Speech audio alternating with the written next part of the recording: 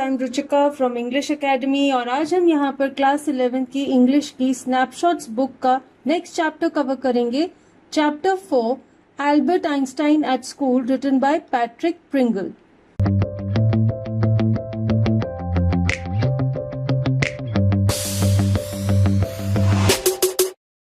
तो टाइटल से it is very clear, ये जो कहानी है this is a part of the story written about Albert Einstein और इस पार्ट में उनके जर्मनी में एक स्कूल से एक्सपेल होने की कहानी हमें बताई गई है। And Albert Einstein as we all know was a great physicist. उन्होंने बहुत बड़ी बड़ी फिजिक्स की थ्योरीज हमको दी। And so let us begin with this chapter Albert Einstein at school. पहले एक इंट्रोडक्शन दी गई है that Albert Einstein from 1879 to 1955, that is he was born in the year 1879 and he died in 1955, is regarded as the greatest physicist since Newton. तो Newton के बाद सबसे बड़े physicist की अगर बात की जाए तो एल्बर्ट आइंस्टाइन का नाम लिया जाता है। In the following extract from the young Einstein, the well-known biographer Patrick Pringle describes the circumstances which led to Albert Einstein's expulsion from a German school. तो ये जो एक्सट्रैक्ट है, जो हमारा चैप्टर है, ये एक बुक जिसका नाम है द यंग आइंस्टाइन। ये पैट्रिक प्रिंगल नाम के बायोग्राफर ने बुक लिखी थी द यंग आइंस्टाइन, जो एल्बर्ट आइंस्टाइन पर थी, और उसी में से ये एक्सट्रैक्ट लिया गया है जिस एक्सट्रैक्ट में बात की गई है जब एल्बर्ट आइंस्टाइन को जर्मनी में एक स्कूल से एक्सपेल कर दिया गया था। Now in this extract he describes the circumstances which led to Albert Einstein's expulsion from a German school। जैसे कि मैंने आपको बताया, इस स्टोरी में हमें ये पता लगेगा कि वो क्या circumstances थे जिनकी वजह से उन्हें स्कूल से एक्सपेल कर दिया गया था। So let us begin with this chapter. In what year, Einstein asked the history teacher, did the Prussians defeat the French at Waterloo? I don't know, sir. Prussia was a country in olden times जो आज की date में Germany है, कुछ हिस्सा उसका था, कुछ हिस्सा ऑस्ट्रिया का था जिसे प्रशिया कहा जाता था। तो क्लास में आइंस्टाइन के हिस्ट्री टीचर ने उससे पूछा कि प्रशियंस ने फ्रेंच को वाटरलू की वॉर में किस साल में हराया था, तो कौन सा साल था जब ये वॉर हुई थी। और आइंस्टाइन ने जवाब दिया आई डोंट नो सर। उनको जवाब नहीं पता था, उन्हें वो साल नहीं पता था। Why don't you know? You've been told it often enough. I must have forgotten. अब टीचर ने उनसे पूछा कि मैंने तुम्हें बहुत बार बताया है, फिर भी तुम्हें क्यों नहीं पता। और आइंस्टाइन ने कहा कि हो सकता है मैं भूल गया हूँगा। Did you ever try to learn? asked Mr. Braun. No, sir. Albert replied with his usual unthinking honesty. अब एल्बर्ट आइंस्टाइन के हिस्ट्री टीचर का नाम था मिस्टर ब्रॉन। तो उन्होंने उनसे पूछा कि क्या तुमने कभी याद करने की कोशिश की कि किस साल में ये वॉर हुई थी। तो आइंस्टाइन ने बड़े ही ऑनेस्टली, उनकी यूजुअल अनथिंकिंग ऑनेस्टी का क्या मतलब है, बिना कुछ सोचे समझे, जैसे वो थे बिल्कुल मन के सच्चे, जैसे वो ट्रू थे, तो जो सच था वो उन्होंने बिना कुछ सोचे बोल दिया। और उन्हें टीचर को कहा कि नहीं, मैंने कभी भी कोशिश ही नहीं की कि मैं साल को याद करूं। Why not? I can't see any point in learning dates. One can always look them up in a book. अब जब मिस्टर ब्रॉन ने पूछा कि तुमने क्यों कोशिश नहीं की ईयर को याद करने की, तो आइंस्टाइन ने कहा कि डेट्स को याद करने का कोई पॉइंट ही नहीं है, उसका कोई रीजन नहीं है, कोई लॉजिक नहीं है। और फिर उन्होंने कहा कि हम हमेशा किसी भी बुक को खोल के उसमें चेक कर सकते हैं कि वो कौन सा साल था जब वो वॉर हुई थी, इसलिए डेट को याद करने की कोई जरूरत ही नहीं है। Mister Brown was speechless for few moments. अब आइंस्टाइन का जवाब सुन के उनके टीचर स्पीचलेस थे, उनके पास बोलने के लिए कुछ भी नहीं था, वो हक्के बक्के रह गए थे। You amaze me, Einstein, he said at last. Don't you realize that one can always look most things up in books? That applies to all the facts you learn at school. अब amaze here means shock, हैरान कर देना। Mister bronze ने कहा कि Einstein तुम मुझे हैरान कर देते हो, तुम्हारी बातें आश्चर्यजनक हैं। और उन्होंने कहा कि क्या तुम ये नहीं रियलाइज करते कि हम हर चीज को बुक में खोलकर देख सकते हैं, जितने भी फैक्ट्स तुम्हारे अलग अलग टीचर्स तुम्हें बताते हैं वो सब बुक्स में लिखे हुए हैं और तुम बुक खोलकर उन्हें देख सकते हो। आइंस्टाइन ने कहा यस सर। उसने कहा हाँ बिल्कुल सही बात है।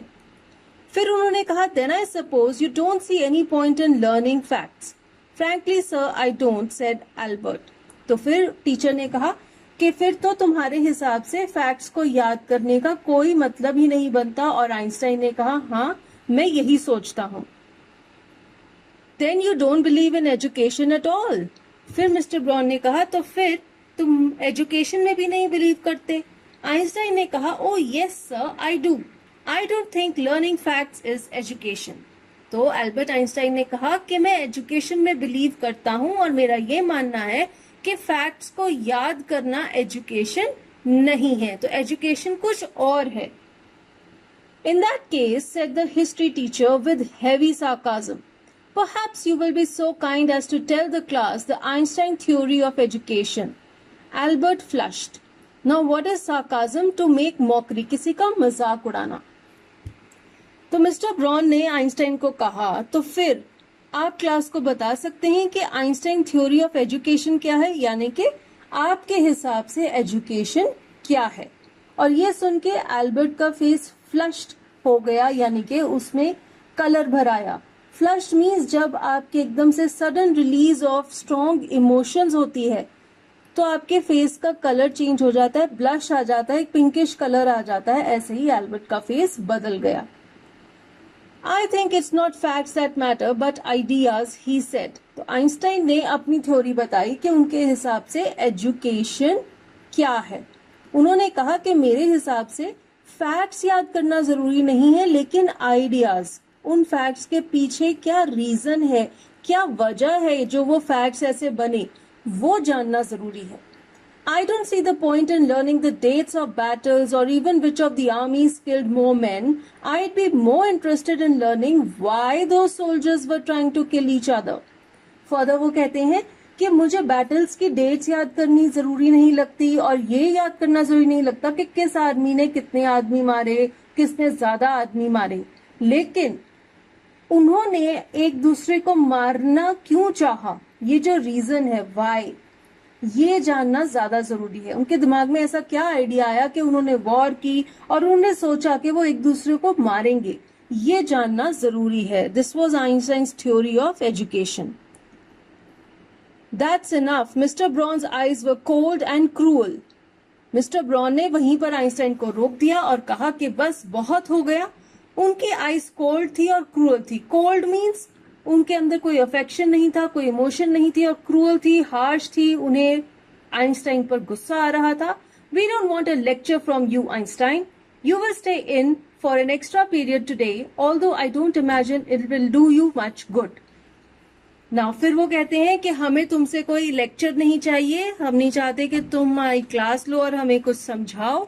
और फिर वो कहते हैं कि तुम एक एक्स्ट्रा पीरियड के लिए स्टे इन करोगे, यानी कि वो उसे डिटेंशन दे देते हैं। So Einstein is suppose to stay back in the class for one more period. और फिर वो फर्दर ये भी कहते हैं कि मुझे नहीं लगता कि इससे तुम में कुछ फर्क पड़ेगा या तुम में कुछ इम्प्रूवमेंट होगी। तो उन्हें ये भी पता है कि पनिशमेंट देने से भी आइंस्टाइन पर कोई असर नहीं पड़ने वाला, क्योंकि वो बहुत नेचुरल है और वो तो वैसे ही नॉर्मल वे में बात करता है, लेकिन उनकी बात ही ऐसी होती है कि टीचर को गुस्सा आ जाता है और टीचर को लगता है कि मैं इसे पनिशमेंट दूं। आगे स्टोरी पढ़ते हैं। It won't do the school any good either, you are a disgrace, I don't know why you continue to come. It's not my wish sir, Albert pointed out. Disgrace means shameful, शर्मनाक चीज। अब further mister brown कहते हैं कि तुम्हें सजा देने से स्कूल को भी कोई फायदा नहीं होने वाला, तुम एक डिस्ग्रेस हो, तुम बहुत शेमफुल हो। और फिर वो कहते हैं कि मुझे तो यही नहीं पता कि तुम स्कूल आते क्यों हो। ऑब्वियसली जब एल्बर्ट आइंस्टाइन को स्कूल का टीचिंग का जो वे है वो ही नहीं पसंद, वो वहां पर पढ़ाई है जो एंजॉय नहीं करता, तो उसे स्कूल जाना ही नहीं चाहिए। इसलिए वो कहते हैं कि तुम स्कूल आते ही क्यों हो। और आइंस्टाइन कहता है कि मेरी भी ऐसी कोई विश नहीं है कि मैं स्कूल आऊं, यानी कि उसे मजबूरी में स्कूल आना पड़ता है। Then you are an ungrateful boy and ought to be ashamed of yourself. I suggest you ask your father to take you away. Ungrateful means thankless. And ashamed means अपने ऊपर शर्म आना। तो उनके टीचर कहते हैं कि तुम थैंकलेस हो क्योंकि तुम ऐसा कह रहे हो कि तुम भी स्कूल नहीं आना चाहते हो, तुम्हें जबरदस्ती मजबूरी में आना पड़ता है। और वो कहते हैं कि तुम्हें अपने ऊपर शर्म आनी चाहिए। और वो ये सजेशन देते हैं कि एल्बर्ट आइंस्टाइन के फादर उन्हें स्कूल से ले जाएं because no one wants him to be there. Einstein also doesn't want to attend school. तो एकदम यूजलेस एक्सरसाइज हो रही है कि वो स्कूल आते हैं। Albert felt miserable when he left school that afternoon. Not that it had been a bad day. Most days were bad now anyway. But because he had to go back to the hateful place the next morning. Miserable means very sad. अब Albert Einstein उस दिन जब school से निकले दोपहर को तो वो बहुत दुखी थे। वो इसलिए नहीं दुखी थे क्योंकि वो दिन बुरा गया था, क्योंकि अब तो हर दिन बुरा ही था स्कूल का। पर वो इसलिए दुखी थे क्योंकि अगले दिन उन्हें फिर से उसी जगह पर जाना था, उसी स्कूल में जाना था जिससे वो नफरत करते थे। He only wished his father would take him away, but there was no point in even asking. Einstein की एक ही विश थी कि उनके फादर उन्हें स्कूल से ले जाएं। वो स्कूल में नहीं पढ़ना चाहते थे, लेकिन अगर वो अपने फादर को ऐसा बोलते तो उसका कोई फायदा नहीं था। He knew what the answer would be. He would have to stay until he had taken his diploma. Diploma is a level of qualification, जैसे हमारे यहाँ पर कह लीजिए क्लास 10th को मैट्रिकुलेशन कहा जाता है, तो इसी तरह वहां पर डिप्लोमा कहा जाता है। तो आइंस्टाइन कहते हैं कि उन्हें पता था कि उनके फादर का क्या जवाब होगा, यही कि उन्हें स्कूल कंटिन्यू करना पड़ेगा जब तक कि वो डिप्लोमा नहीं ले लेते। Going back to his lodgings did not cheer him up. Lodgings means the place of residence, जहां पर आप रहते हैं। His father had so little money to spare that Albert had been found a room in one of the poorest quarters of Munich. Spare here means extra money. तो Einstein अगर वापस अपनी residence पर जहां पर वो रहते थे उस अपार्टमेंट में भी चले जाते तो उन्हें खुशी ना मिलती, क्योंकि वो जिस एरिया में रहते थे वो बिल्कुल भी अच्छा नहीं था। उनके फादर के पास ज्यादा पैसे नहीं थे, इसलिए उन्होंने एल्बर्ट आइंस्टाइन को म्यूनिक के सबसे पुअर, सबसे गरीब एरिया में घर लेके दिया था, कमरा लेकर दिया था रहने के लिए। He did not mind the bad food and lack of comfort or even the dirt and squalor, but he hated the atmosphere of slum violence. Squalor here means being very dirty and unpleasant due to poverty or neglect. बहुत ही ज्यादा गंदगी होना because of गरीबी की वजह से और सफाई ना रखने की वजह से। तो आइंस्टाइन को अपनी रेजिडेंस में क्या बुरा लगता था? जो खराब खाना मिलता था, वहां पे कंफर्ट नहीं थी, वो रहने की जगह कंफर्टेबल नहीं थी, वहां पे बहुत गंदगी थी, ये सब चीजों से उन्हें कोई प्रॉब्लम नहीं थी। He did not mind all this, but वहां पर जो स्लम वायलेंस थी उससे उन्हें नफरत थी। तो वो जिस एरिया में रहते थे वो स्लम टाइप का एरिया था, और वहां पर जो लोग रहते हैं, झोपड़पट्टी वाले लोग, वो सिविलाइज नहीं होते, इसलिए वहां पर लड़ाई झगड़े, अलग अलग टाइप की वायलेंस होती रहती है, और ये एटमॉस्फेयर उन्हें नहीं पसंद था। His landlady beat her children regularly and every Saturday her husband came drunk and beat her. तो यहाँ पर हमें पता चलता है किस तरह की वायलेंस वहां पर होती थी। एल्बर्ट आइंस्टाइन की जो लैंडलेडी थी वो हर रोज अपने बच्चों को पीटती थी, और हर सैटरडे उसका हस्बैंड ड्रंक होकर आता था, नशे में आता था, और फिर वो आकर अपनी वाइफ को, उस लैंडलेडी को मारता था। But at least you have a room of your own, which is more than I can say, said Yuri when he called round in the evening. अब यूरी कौन है? यूरी एल्बर्ट आइंस्टाइन का अच्छा friend था, उनका only friend था Munich में। तो जब आइंस्टाइन ने अपनी कंडीशन शेयर की अपने दोस्त के साथ, तो उनका जवाब ये था कि कम से कम तुम्हारे पास एक अपना कमरा तो है रहने के लिए।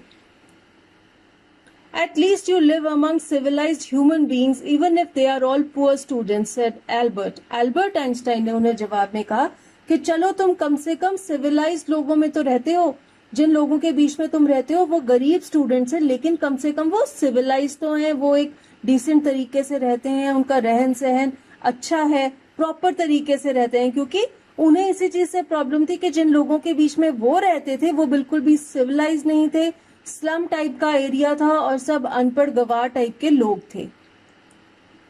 They are not at all civilized, Yuri replied. Did you not hear that one of them was killed last week in a duel? Dual means a fight. Yuri ने आइंस्टाइन को जवाब दिया कि जिन लोगों के बीच में वो रहते हैं वो भी सिविलाइज्ड नहीं है। पिछले ही हफ्ते एक बंदे की डेथ हो गई थी क्योंकि वो आपस में लड़ पड़े थे। And what happens to the one who killed him? Einstein ने यूरी से पूछा कि जिसने उसको बांध दिया उसका क्या होगा? Nothing, of course. He is even proud of it. His only worry is that the authorities have told him not to fight any more duels. तो यूरी ने कहा कि जिसने उसको मारा उसका कुछ नहीं हुआ, उसको कोई प्रॉब्लम नहीं हुई, बल्कि उसे प्राइड है, उसे अपने पे गर्व है कि उसने ऐसा किया, उसने किसी के साथ लड़ाई झगड़ा करके उसे मार दिया।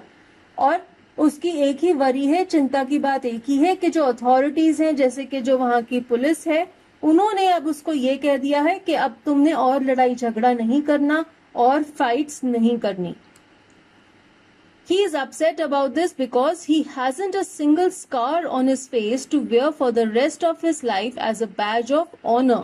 Scar means एक मार्क होना, एक निशान होना, जैसे कि आप यहाँ इसके फेस पर भी देख सकते हैं। And badge of honor is a token of respect. जब भी कोई अचीवमेंट होती है तो हमें उसके लिए ऑनर करने के लिए एक बैज दिया जाता है, जिससे ये निशानी होती है, चिन्हित किया जाता है कि हाँ हमने कोई अचीवमेंट की है।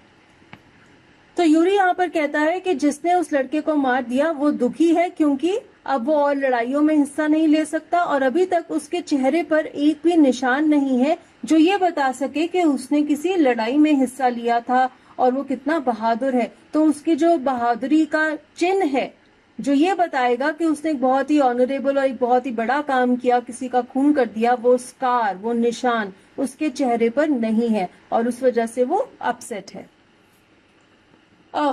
exclaimed Albert, and these are the students. Well, you'll be a student one day, said Yuri. Albert Einstein ने कहा और ये इस तरह के जो लड़के हैं वो स्टूडेंट्स हैं। और यूरी ने जवाब दिया कि हाँ एक दिन तुम भी स्टूडेंट बन जाओगे, यानी कि जैसे जैसे टाइम बीतेगा, जैसे जैसे तुम बड़े होते जाओगे, जब तुम दुनिया के साथ इंटरैक्ट करोगे तो तुम्हारे स्वभाव में भी बदलाव आएंगे और तुम भी कुछ कुछ इस तरह के हो जाओगे।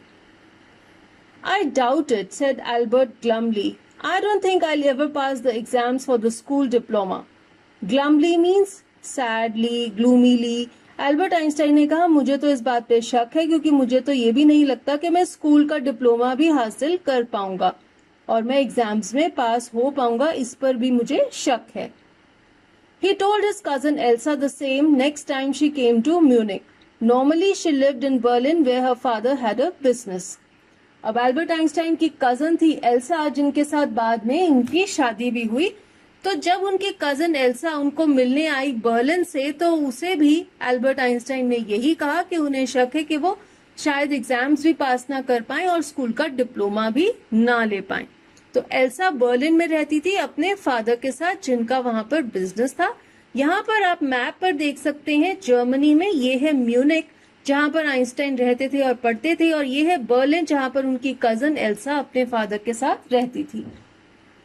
I'm sure you could learn enough to pass the exams, Albert, if you tried, she said. I know lots of boys who are much more stupid than you are who get through. Stupid means someone who is silly, who is not very intelligent. तो Elsa ने उन्हें कहा कि मुझे तो यकीन है कि तुम एग्जाम्स पास कर जाओगे, लेकिन तुम्हें थोड़ी कोशिश करनी पड़ेगी और बहुत से ऐसे लड़के हैं जो कि तुमसे भी बहुत ज्यादा बेवकूफ हैं लेकिन वो पास हो जाते हैं। They say you don't have to know anything. You don't have to understand what you're taught, just be able to repeat it in the exams. तो आइंस्टाइन ने कहा कि जो टीचर्स हैं वो कहते हैं कि तुम्हें कुछ नहीं पता होना चाहिए, कुछ समझने की जरूरत नहीं है, सिर्फ जो हम बताते हैं उसे एग्जाम में जाकर रिपीट कर देना और पेपर पर लिखाना। That's the whole trouble, said Albert. I am no good at learning things by heart.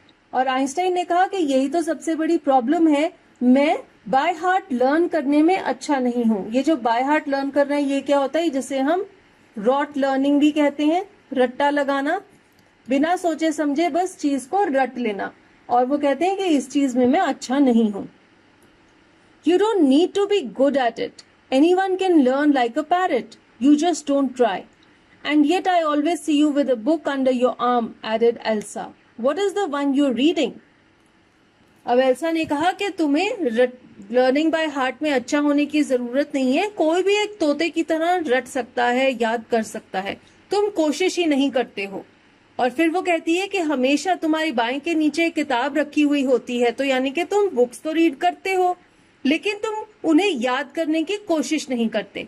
और फिर वो उनसे पूछती है कि अभी तुम कौन सी बुक पढ़ रहे हो जो तुम्हारी बाएं के नीचे है।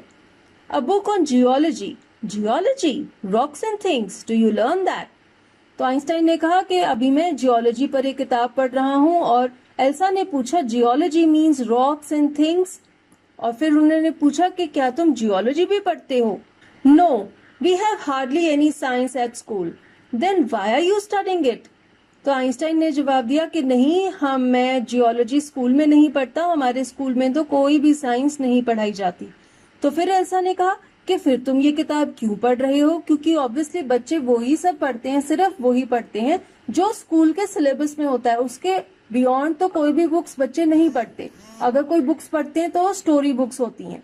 और इसीलिए जब आइंस्टाइन ने बताया कि जियोलॉजी की बुक पढ़ रहे हैं तो एल्सा ने पूछा कि क्या स्कूल में तुम्हें जियोलॉजी पढ़ाई जाती है? उन्होंने कहा नहीं। तो वो हैरान थी कि फिर वो ये बुक क्यों पढ़ रहे हैं।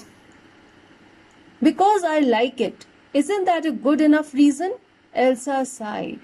आइंस्टाइन ने कहा कि मैं इसलिए पढ़ रहा हूँ जियोलॉजी की बुक क्योंकि मुझे जियोलॉजी पसंद है। और क्या ये रीजन इनफ नहीं है? एल्सा ने एक लंबी सी सांस भरी और वो ये सोच रही थी कि आइंस्टाइन तो अपने पसंद की चीजें पढ़ते हैं, ना कि वो चीजें जो उनके स्कूल सिलेबस में है। तभी उन्हें डर है कि वो एग्जाम में पास नहीं हो पाएंगे। You're right, of course, Albert, she said, but it won't help you with your diploma. तो एल्सा ने एल्बर्ट को कहा कि तुम बिल्कुल सही हो, अगर तुम्हें कुछ पसंद है तो तुम उसे पढ़ सकते हो, लेकिन ऐसी चीजें पढ़ने से तुम्हें डिप्लोमा नहीं मिलेगा क्योंकि तुम अपने सिलेबस की बुक्स नहीं पढ़ रहे हो। Apart from books on science, his only comfort was music, and he played his violin regularly until his landlady asked him to stop.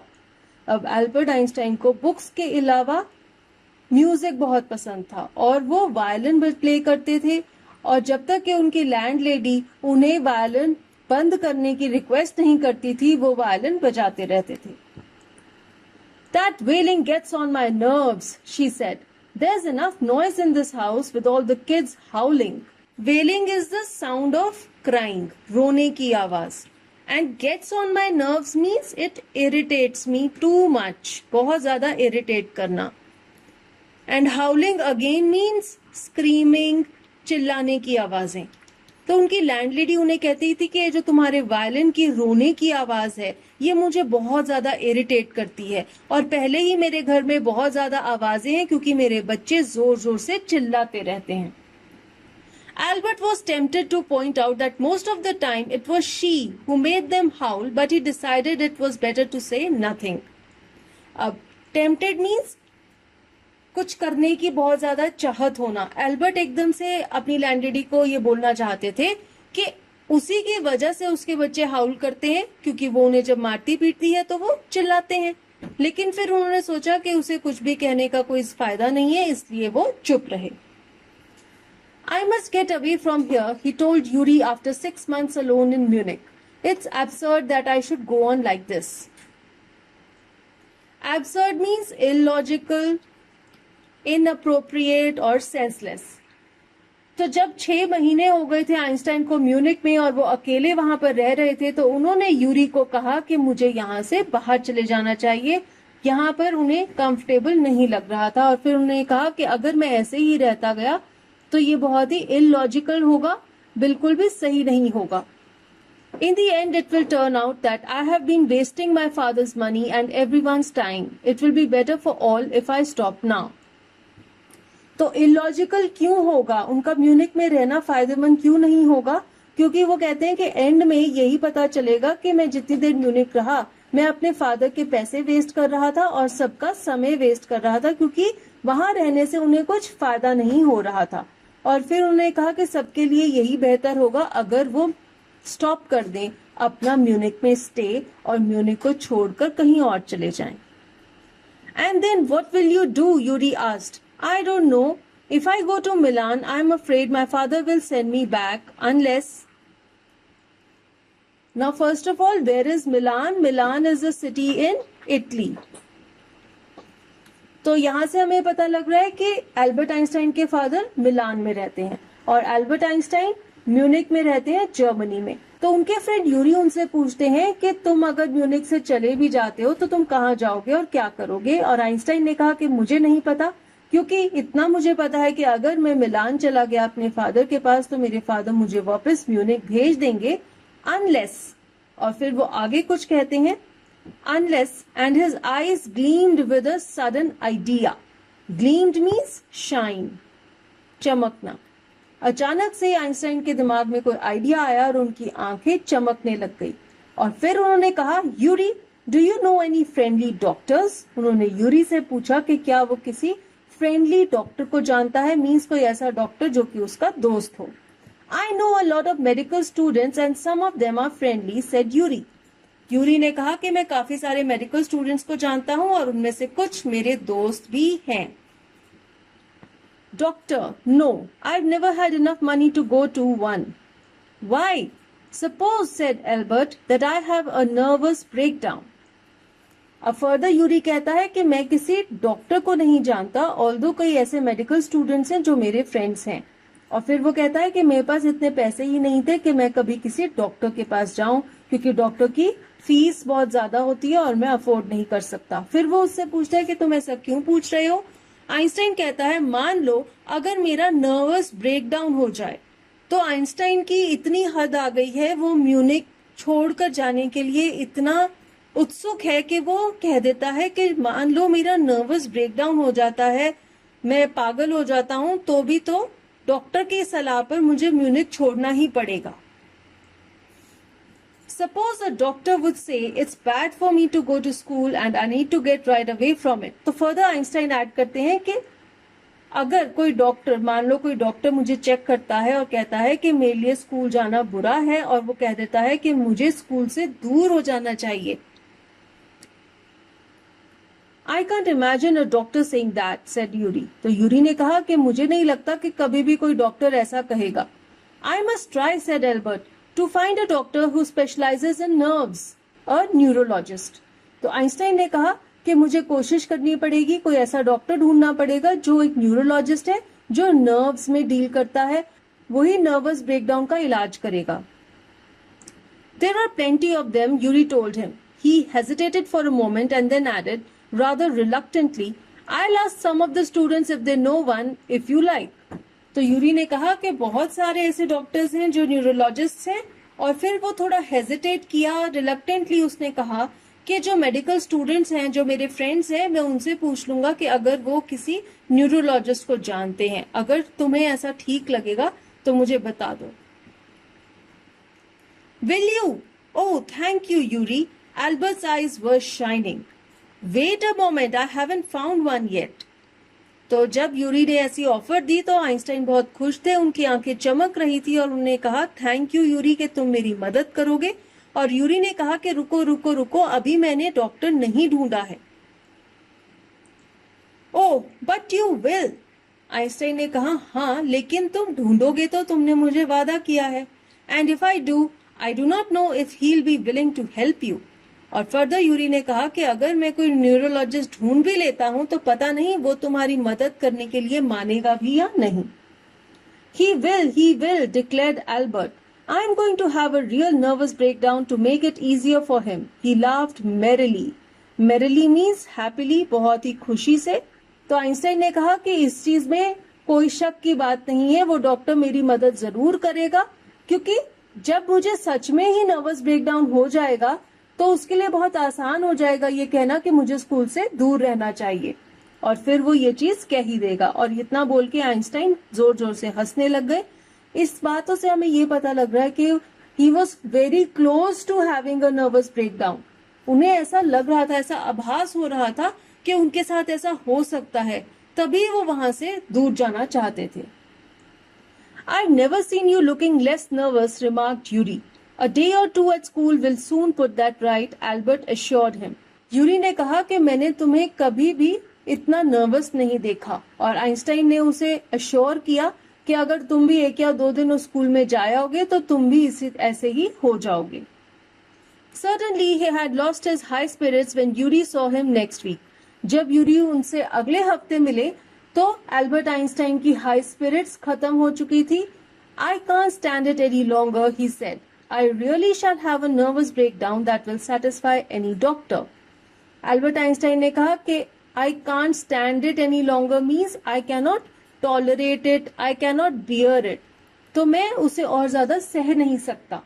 उन्होंने कहा कि मैं अब उस स्कूल को और ज्यादा सह नहीं सकता और अगर मैं ऐसे ही स्कूल जाता रहा तो मेरा सच में नर्वस ब्रेकडाउन हो जाएगा और कोई भी डॉक्टर मुझे सर्टिफिकेट दे देगा कि मुझे स्कूल नहीं जाना चाहिए. Keep it up then, said Yuri. तो यूरी ने कहा कि फिर तो अच्छी बात है, ऐसे ही चलते रहो जब तक कि तुम्हारा नर्वस ब्रेकडाउन नहीं हो जाता. I found a doctor for you. You have? Albert's face lit up. Oh, good. When can I see him? Yuri ने जब उन्हें बताया कि उन्होंने उनके लिए एक डॉक्टर ढूंढ लिया है तो एल्बर्ट का फेस एकदम से चीयर अप हो गया, उनके फेस पर ग्लो आ गई और फिर उन्होंने कहा कि मैं उन्हें कब मिल सकता हूँ. I have an appointment for you tomorrow evening, Yuri said. Here's the address. He handed Albert a piece of paper. Yuri ने एल्बर्ट को बताया कि अगले दिन शाम की अपॉइंटमेंट ली हुई है और फिर उन्होंने उन्हें एक पीस ऑफ पेपर दिया जिस पर उस डॉक्टर का एड्रेस लिखा हुआ था.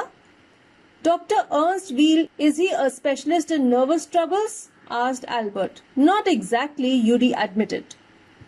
तो आइंस्टाइन ने डॉक्टर का नाम पढ़ा, डॉक्टर अर्न्स्ट व्हील, और उन्होंने पूछा कि क्या ये डॉक्टर नर्वस ट्रबल्स का स्पेशलिस्ट है? यूरी ने कहा कि नहीं, ऐसा नहीं है. As a matter of fact, he only qualified as a doctor last week. You may even be his first patient. Further, उन्होंने ऐड किया कि ये जो डॉक्टर है ये पिछले हफ्ते ही एक डॉक्टर बना है, उससे पहले मेडिकल स्टूडेंट था और ऐसा भी हो सकता है कि एल्बर्ट आइंस्टाइन उनके पहले मरीज हो. You knew him as a student then? तो आइंस्टाइन ने पूछा कि अच्छा, तो फिर तुम उन्हें एज अ स्टूडेंट जानते हो? I've known Ernst for years. और यूरी ने कहा कि मैं उसे बहुत सारे सालों से जानता हूँ. Yuri hesitated for a few moments. He is not a fool, he warned Albert. Yuri थोड़ी देर के लिए रुके और फिर उन्होंने हेजिटेटिंगली, हिचकिचाते हुए आइंस्टाइन को कहा कि ये डॉक्टर बेवकूफ नहीं है और ऐसा बोल के उन्होंने एल्बर्ट आइंस्टाइन को वार्न किया, चेतावनी दी कि उस डॉक्टर को बेवकूफ बनाने की कोशिश मत करना, झूठ मत बोलना, सच सच में जो तुम्हारी प्रॉब्लम है वो उन्हें बताना. What do you mean? तो आइंस्टाइन ने पूछा कि तुम्हारा मतलब क्या है? Don't try to pull the wool over his eyes, that's all. Pull the wool over his eyes means cheat him or deceive him. तो यूरी ने कहा कि उसे धोखा देने की कोशिश मत करना, जो भी बात है उसे सच सच बताना. Be frank with him, but don't pretend you've got what you haven't. Not that you deceive anyone, Yuri added.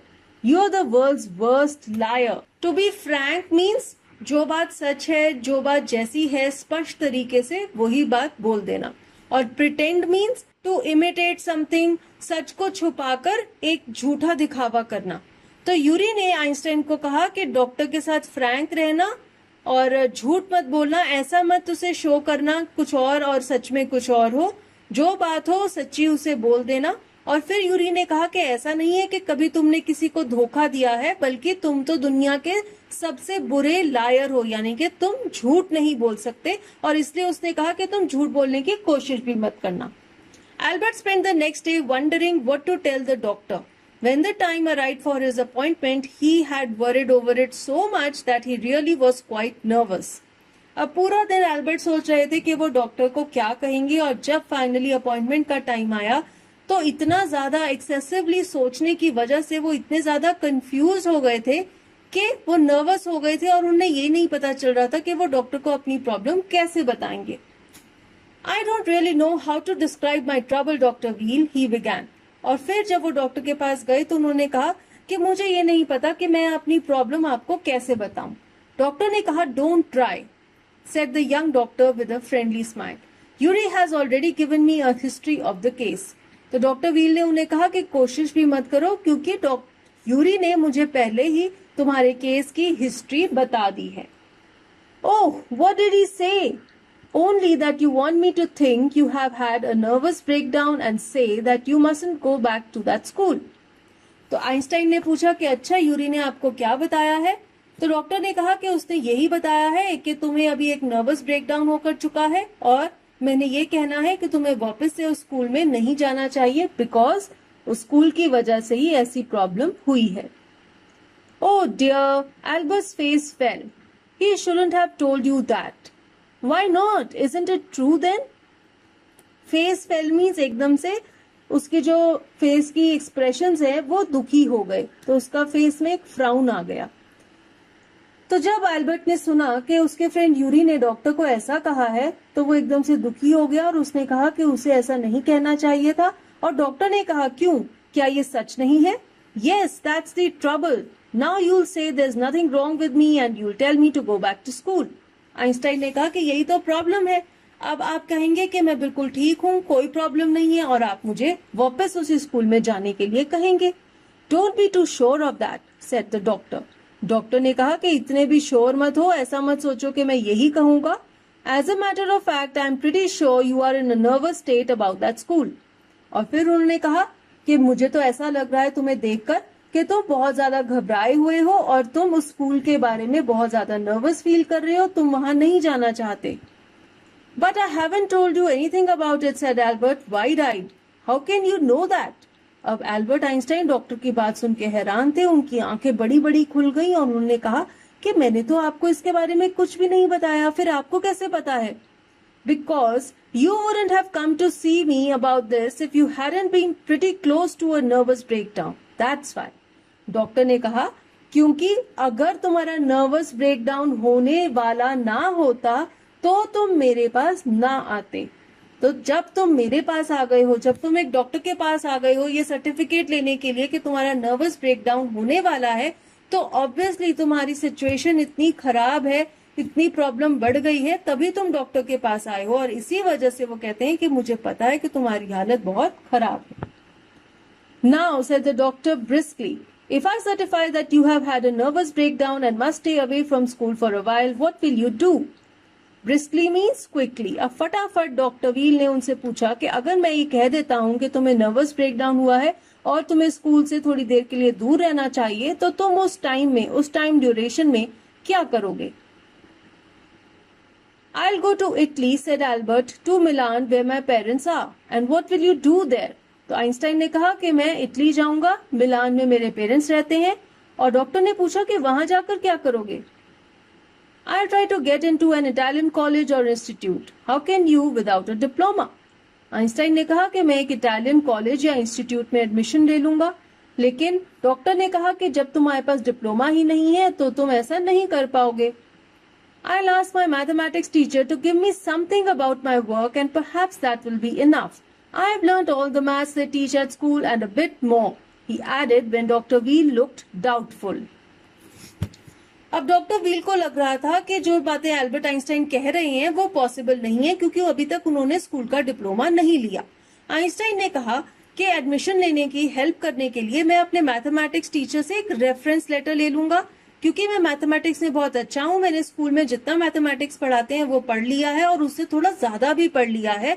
और हो सकता है कि मेरे टीचर, मैथ्स के जो टीचर हैं वो मेरे से खुश हैं, इसलिए वो मुझे एक अच्छा सा रेफरेंस लेटर दे देंगे। उसी लेटर की मदद से मैं इटली में मिलान में किसी इंस्टीट्यूट में एडमिशन ले लूंगा।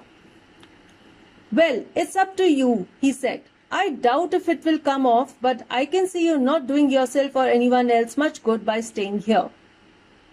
If it will come off means अगर ये सक्सेसफुल होगा या नहीं। अब डॉक्टर व्हील कहते हैं कि तुम्हारी मर्जी है, मुझे तो अभी शक है और मैं श्योर नहीं हूँ कि अगर तुम्हारा जो प्लान है वो सक्सेसफुल होगा या नहीं, लेकिन मैं ये तो देख सकता हूँ कि म्यूनिक में रहने से ना तो तुम्हारा खुद का फायदा हो रहा है ना किसी और का फायदा हो रहा है। How long would you like me to stay? You should stay away from school. Would 6 months be all right?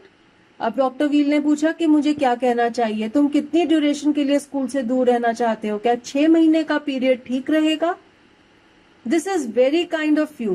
It's nothing. I've only just stopped being a student myself, so I know how you feel. Here you are. Dr. Wheel handed him the certificate and best of luck. Einstein ने उन्हें thanks किया और कहा कि अगर आप मुझे 6 महीने की ड्यूरेशन के लिए स्कूल से दूर रहने का सर्टिफिकेट दे देंगे तो आपकी बहुत काइंडनेस होगी। और डॉक्टर व्हील ने कहा ये कुछ भी नहीं है, मैं अभी खुद स्टूडेंट लाइफ से ही निकला हूं और मुझे पता है कि तुम कैसा महसूस कर रहे हो। और उन्होंने एक सर्टिफिकेट आइंस्टाइन को दे दिया और उसे बेस्ट ऑफ लक कहा। How much? आइंस्टाइन ने पूछा कि मैं आपको कितनी फीस दे दूं?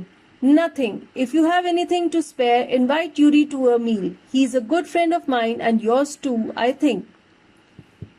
तो डॉक्टर व्हील ने उनसे कोई भी फीस नहीं ली और उन्हें कहा कि बदले में अगर तुम्हारे पास कुछ पैसे हैं, एक्स्ट्रा पैसे हैं, तो यूरी को एक मील के लिए इनवाइट कर लो। वो हम दोनों का अच्छा फ्रेंड है, तो हम आपस में मिलकर एक मील खा सकते हैं as a party. Albert had no money to spare, but he pretended he had and took Yuri out to supper. Pretended means दिखावा करना। Actually Albert के पास कोई एक्स्ट्रा पैसे नहीं थे, लेकिन फिर भी उन्होंने ऐसा शो किया उनको कि उनके पास एक्स्ट्रा पैसे हैं और वो यूरी और डॉक्टर व्हील को लेकर एक सपर के लिए गए। Isn't it wonderful? He said after showing Yuri the certificate. तो उन्होंने यूरी को सर्टिफिकेट दिखाया और पूछा कि ये तो बहुत शानदार बात है। Yes, it's fine, Yuri agreed. 6 months is a good period. Yuri ने कहा कि हाँ, सर्टिफिकेट बहुत अच्छा है और 6 months का पीरियड अच्छा रहेगा और तुम स्कूल से इतनी देर के लिए जब दूर रहोगे तो तुम्हारी मेंटल स्टेट भी ठीक हो जाएगी। This way you won't actually be leaving the school, so if the worst comes to the worst, you'll be able to come back and carry on for your diploma. Worst comes to the worst का मतलब है in the worst situation, यानी कि सबसे बुरी हालत में। तो यूरी ने कहा कि 6 महीने का स्कूल लीव से लीव लेने का सर्टिफिकेट का आइडिया अच्छा है, क्योंकि इस सर्टिफिकेट के थ्रू तुम रहोगे तो स्कूल के स्टूडेंट ही, तुम्हें सच में स्कूल नहीं छोड़ना पड़ेगा। और अगर तुम्हें किसी और जगह पे जहां तुम जाओगे, जैसे कि मिलान में या कहीं और जहां पे तुम 6 महीने बिताओगे, अगर वहां पे तुम्हारा दिल ना लगा और वापस से तुम्हें स्कूल में आने की सोचते भी हो, तो तुम एक बार फिर से अपने डिप्लोमा की पढ़ाई दोबारा से कंटिन्यू कर पाओगे। I'll never go back to that place, Albert assured him. Albert Einstein ने उन्हें कहा कि एक बात तो पक्की है, मैं वापस से उस स्कूल में नहीं जाऊंगा। I'm going to take this certificate to the head teacher tomorrow and that will be the end of it. फिर उन्होंने कहा कि कल सुबह मैं ये सर्टिफिकेट हेड टीचर को दे दूंगा और फिर उस स्कूल जाने का जो मेरा सिस्टम है वो हमेशा के लिए बंद हो जाएगा। Don't forget to get a reference in writing from your mathematics teacher first, Yuri reminded him. Yuri ने उन्हें याद दिलाया कि लेटर हेड टीचर को देने से पहले अपने मैथमेटिक्स के टीचर से रेफरेंस लेटर जरूर ले लेना। Mister Koch willingly gave Albert the reference he wanted. तो एल्बर्ट आइंस्टाइन के मैथमेटिक्स टीचर का नाम था मिस्टर कॉच। उन्होंने खुशी खुशी एल्बर्ट आइंस्टाइन को रेफरेंस लेटर दे दिया। If I say I can't teach you anymore and probably you'll soon be able to teach me, will that be all right? He asked. अब मिस्टर कॉच ने Einstein से पूछा कि अगर मैं रेफरेंस लेटर में ये लिख दूं कि अब मैं तुम्हें नहीं पढ़ा पाऊंगा और हो सकता है थोड़ी देर में तुम मुझे ही पढ़ाने लग जाओगे, तो क्या वो सही रहेगा? तो उनका क्या कहने का मतलब था कि एल्बर्ट आइंस्टाइन मैथ्स में इतने अच्छे थे कि उन्होंने बहुत सारी नॉलेज गेन कर ली थी और टीचर को ऐसा लग रहा था कि हो सकता है थोड़ी देर बाद वो ही टीचर को पढ़ाने लग जाएंगे। That's saying too much, sir, said Albert. Albert ने कहा कि सर ये तो थोड़ा ज्यादा ही हो जाएगा, आप रेफरेंस लेटर में ऐसा मत लिखिए। It's only the truth, but all right, I'll put it more seriously. तो उनके मैथ्स के टीचर ने कहा लेकिन ये ही सच है, लेकिन कोई बात नहीं, मैं थोड़ा सीरियस वे में लिख दूंगा, ऐसा नहीं लिखूंगा। It was still a glowing reference and Mr. Koch made the point that Albert was ready immediately to enter a college or institute for the study of higher mathematics. Glowing means very nice और ये जो reference letter है ये Albert Einstein को एक बहुत ही अच्छी picture में शो कर रहा था। ये शो कर रहा था कि वो मैथमेटिक्स में बहुत अच्छे हैं। तो मिस्टर कॉच ने एक बहुत ही अच्छा रेफरेंस लेटर लिखा और उस रेफरेंस लेटर से ये पता चल रहा था कि एल्बर्ट आइंस्टाइन मैथमेटिक्स में बहुत अच्छे हैं और वो हायर मैथमेटिक्स की स्टडी के लिए किसी भी कॉलेज या इंस्टीट्यूट में एडमिशन लेने के लिए तैयार हैं। I am sorry you are leaving us although you are wasting your time in my class, he said. It is almost the only class where I am not wasting my time, said Albert. तो उनके teacher ने कहा कि मुझे बहुत दुख है कि तुम स्कूल छोड़कर जा रही हो, लेकिन अच्छा भी है क्योंकि तुम इस क्लास में अपना टाइम ही बर्बाद कर रहे हो। और आइंस्टाइन ने कहा कि ये एक ही ऐसी क्लास है जिसमें मैं टाइम बर्बाद नहीं करता, क्योंकि जो मैथमेटिक्स है वो भी उन्हें पसंद है। जस्ट लाइक साइंस, तो उनके स्कूल में साइंस तो पढ़ाई नहीं जाती, मैथमेटिक्स पढ़ाया जाता है, और इसलिए वो इस क्लास को एंजॉय करते हैं। But how did you know I am leaving sir? You wouldn't have asked me for this reference otherwise. I thought you'd wonder. तो आइंस्टाइन ने टीचर से पूछा कि आपको कैसे पता है कि मैं स्कूल छोड़कर जा रहा हूं? और मिस्टर कॉच ने कहा कि जब तुमने मुझसे रेफरेंस लेटर मांगा तो मैं समझ गया, क्योंकि अगर तुम स्कूल छोड़कर नहीं जा रहे होते तो तुम्हें इस लेटर की जरूरत ही ना पड़ती। और आइंस्टाइन ने कहा कि मैं सोच रहा था कि आप वंडर करेंगे और सोचेंगे कि पता नहीं मैं ये लेटर क्यों मांग रहा हूं। There's nothing to wonder about, Einstein. I knew you were going to leave before you knew yourself. Albert was puzzled. What did the teacher mean? Mister Koch ने आइंस्टाइन को कहा कि इसमें वंडर करने की कोई बात नहीं है, क्योंकि मुझे ये चीज पहले से ही पता थी। इससे पहले कि तुम्हें पता थी कि तुम स्कूल छोड़कर जा रहे हो, मुझे उससे पहले ही पता था कि तुम स्कूल छोड़कर जा रहे हो। ये बात सुन के एल्बर्ट कंफ्यूज हो गए थे और वो ये सोच रहे थे कि टीचर क्या कहना चाहता है, और ये कंफ्यूजन यहाँ पर दूर हुई। ही सून फाउंड आउट। सून यानी कि जल्द ही एल्बर्ट आइंस्टाइन को पता लगा कि मिस्टर कॉच क्या कह रहे थे। Before he had a chance to ask for interview with the head teacher, he was summoned to the head's room. Summoned means called upon. इससे पहले कि आइंस्टाइन हेड टीचर के रूम में जाने के लिए कहते, उन्हें हेड टीचर ने ही बुला लिया। Well, it saves me the trouble of having to wait an hour or two outside, he thought. Einstein ने सोचा, चलो अच्छा है, हेड टीचर ने खुद ही मुझे बचा लिया और मेरे 1-2 घंटे बच गए, नहीं तो जब मैं जाता उनके ऑफिस के बाहर कहने के लिए कि मुझे उनसे मिलना है तो मुझे 1-2 घंटे इंतजार करना पड़ता। He hardly bothered to wonder why he had been sent for, but vaguely supposed he was to be punished again for bad work and laziness. Well, he had finished with punishments. Bothered means परवाह ना करना, and vaguely means हल्का सा, किसी चीज का हल्का सा अंदाजा होना। आइंस्टाइन ने बिल्कुल भी परवाह नहीं की ये जानने की कि उन्हें क्यों बुलाया गया है, लेकिन उन्हें हल्का सा ये अंदाजा था कि हो सकता है उन्हें फिर से पनिश किया जाएगा क्योंकि उनका वर्क ठीक नहीं है या वो लेजी हैं। और फिर उन्होंने अपने मन में ही सोचा कि अब उन्हें और सजा नहीं मिलेगी क्योंकि एनीवेज वो स्कूल छोड़कर जा रहे थे। I'm not going to punish you, said the head teacher to Albert's surprise. अब एल्बर्ट बहुत हैरान थे जब उनके टीचर ने कहा कि मैं तुम्हें सजा नहीं दूंगा। Your work is terrible and I'm not prepared to have you here any longer, Einstein. I want you to leave the school now. अब एल्बर्ट आइंस्टाइन को एक शॉकिंग न्यूज मिली। उनके टीचर ने उन्हें कहा कि मैं तुम्हें सजा नहीं दूंगा, तुम्हारा काम टेरेबल है, बहुत हॉरिबल है, बहुत ही बुरा है, और अब मैं तुम्हें और देर के लिए इस स्कूल में नहीं रखूंगा। मैं चाहता हूं कि अभी के अभी तुम स्कूल छोड़कर चले जाओ। उन्होंने उन्हें स्कूल से एक्सपेल कर दिया, स्कूल से निकाल दिया। Leave school now, repeated Albert, dazed. Dazed means जब आप इतने ज्यादा शॉक्ड हो जाते हैं कि आपको ऐसे लगता है कि आप प्रेजेंट सिचुएशन में है ही नहीं। तो एल्बर्ट आइंस्टाइन टीचर की बात सुन के इतना ज्यादा शॉक हो गए थे और उन्होंने कहा कि मैं स्कूल छोड़कर चला जाऊं। कहाँ एल्बर्ट आइंस्टाइन स्कूल छोड़ने के लिए खुद से प्लान बना रहे थे, लेकिन इससे पहले कि वो उस प्लान को एग्जीक्यूट करते, उनके हेड टीचर ने खुद ही उन्हें कह दिया कि तुम स्कूल छोड़कर चले जाओ। That is what I said. तो हेड टीचर ने कहा कि हाँ, मैंने यही कहा है। You mean, said Albert, that I am to be expelled.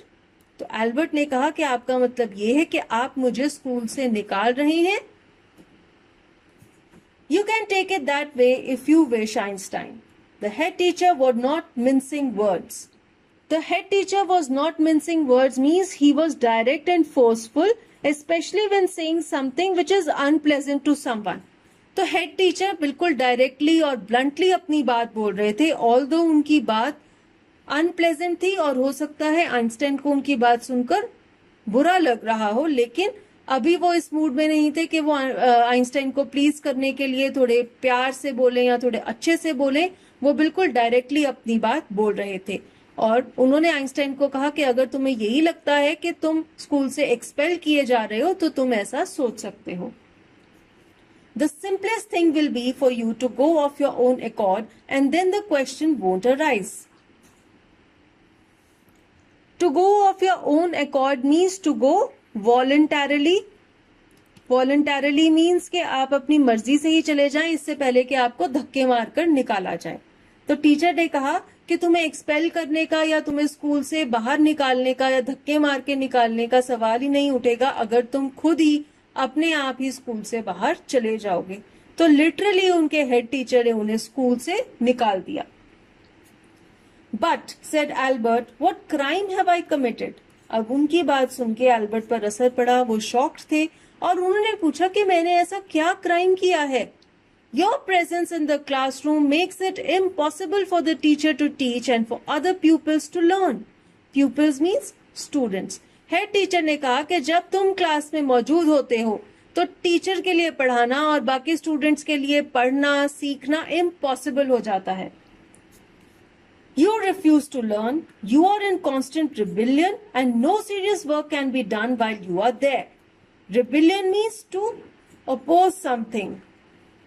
Teacher ने कहा कि तुम पढ़ना नहीं चाहते, तुम हर वक्त अपने टीचर्स को अपोज करते रहते हो, ऑब्स्ट्रक्ट करते रहते हो और जब तुम क्लास में होते हो तो कोई सीरियस काम नहीं हो पाता, टीचर्स सीरियसली पढ़ा नहीं पाते, स्टूडेंट सीरियसली पढ़ नहीं पाते. Albert felt the medical certificate almost burning a hole in his pocket. Now, burning a hole in his pocket means that Albert Einstein had spent a lot of money on the certificate, but now the certificate was unnecessary for him. अब Albert Einstein को यह certificate school में देने की जरूरत ही नहीं थी क्योंकि स्कूल वालों ने खुद ही उन्हें एक्सपेल कर दिया था. इसलिए उन्हें ऐसा लग रहा था कि उन्होंने जो पैसे ये सर्टिफिकेट लेने के लिए खर्चे हैं वो पैसे वेस्ट गए. और जब आप कोई पैसे ऐसे खर्च देते हैं जो वेस्ट जाते हैं तो आप उसके लिए ये इडियम यूज कर सकते हैं that it was burning a hole in his pocket. फिर आइंस्टाइन ने कहा I was going to leave anyway. तो आइंस्टाइन ने अपने हेड टीचर को कहा मैं तो खुद से ही स्कूल छोड़कर जाने वाला था. Then we are in agreement at least Einstein, the head said. Head teacher ने कहा कि चलो आइंस्टाइन फिर तो अच्छी बात ही है क्योंकि हम दोनों में रजामंदी है, एग्रीमेंट है, हम इस बात पर सेम थॉट रखते हैं कि तुम्हें स्कूल छोड़ देना चाहिए.